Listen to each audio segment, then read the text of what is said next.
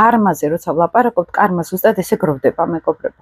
შეიძლება მე არაცნობიერად თუ ცნობიერად არ ვცდილობ რამენაირად რომ დავინახო, რა მაქვს სასწაული, სად მაქვს განსანვითარებელი თავი, ამ დაცვით მექანიზმში კიდევ უფრო მიდის ქვეცნობიერში პროცესი ვარდება თვითშეფასება. ყველას მოტყუება შეგვიძლია საკუთარი თავის გარდა.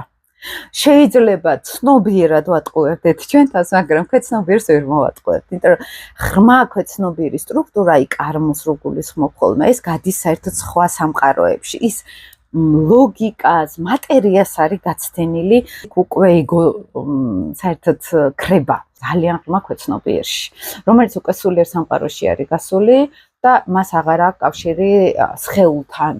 ეს არის ძიმე მატერია, ეს არის გადარჩენის ინსტინქტები, ეს არის ego, ეს არის სურვილები.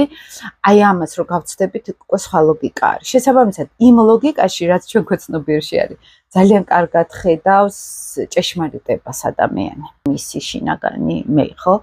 და რაც არ უნდა, მე ეს გადავფარო, ჩემ შიგნით ეს ჭეშმარიტება, ეს სიმართლე ცხოვრობს. აი თუ კარმულ ასტროლოგიაში შევხედავთ, ინკარნაციები რატო ხდება? აი თქვათ ადამიანი ჩემთან მიქარავს, ან მე მივქარავ ადამიანთან, ხო? ოღონდ მე ამას ვერ ვხედავ, არ ვიცი. ანუ მე რაღაცა ჩემს ტრამვებში ვარ, ჩემს მოთხოვნილებებში ვარ, მე იმ ადამიანს ვერ ვხედავ და ჩემსაც უბერავ და იმას აქვს თავისი, რომელიც სადღაც მე ან მისი საზღვრები დავარღვია, ან მან დაარღვია ჩემი საზღვრები.